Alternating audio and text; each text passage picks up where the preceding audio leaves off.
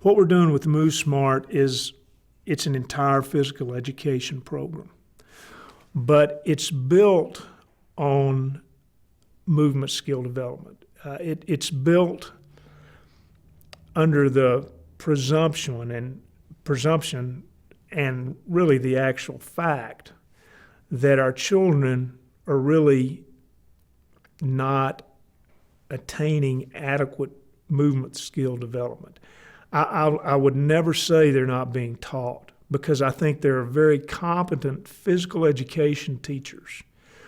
But I think if you sit down with any of these teachers, it's a rarity to find a teacher who wouldn't be honest to say that the reason that they're not being taught is the sheer numbers. One physical education instructor cannot teach a classroom of minimally 20 kids, sometimes up to 60, movement skills adequately. You're just not going to harness all that kid energy and package it and get anything taught with one person. It's impossible.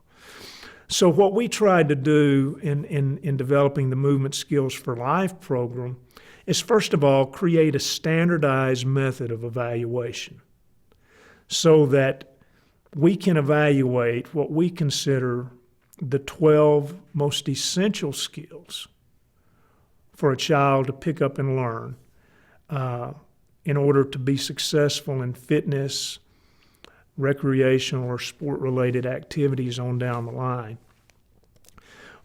We wanted to create that standard form of evaluation that made it very simple for an instructor, whether it's a physical education teacher or in a sports performance center, to get on the same page. And we also created a leveling system, which is broken off in four different levels of development. There's a beginner. And if you're a beginner, it means you simply can't execute the skill correctly. You can't catch a ball correctly.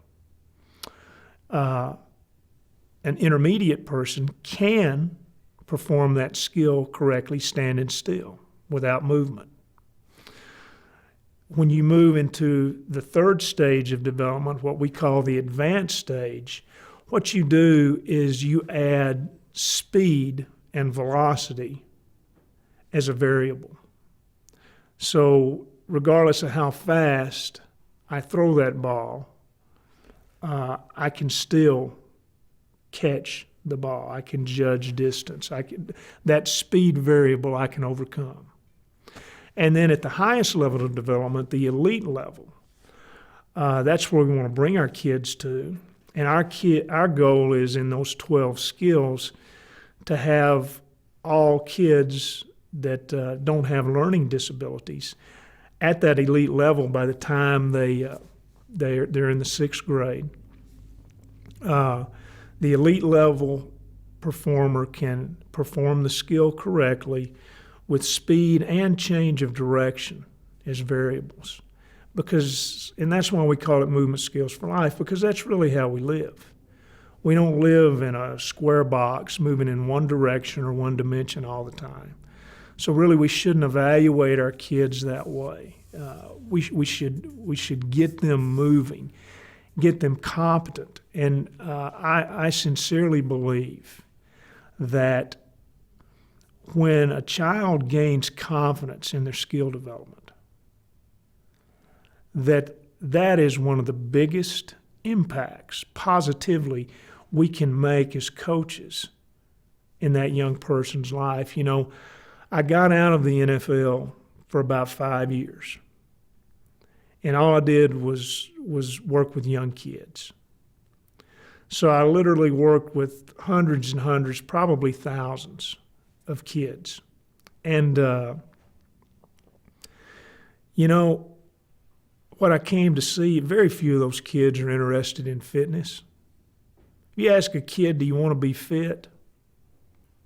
They kind of shrug their shoulders, say, what are you talking about? But if you ask the same child, do you want to get fast? Do you want to learn to throw that ball correctly? Then a different light comes on. So I think this whole thing we're up to our neck in how to improve people's biomotor abilities. And again, those are things like strength, speed, power, agility, quickness. But it's skill that children are crying out for. And we're very underqualified to teach skill. And we've got to change that.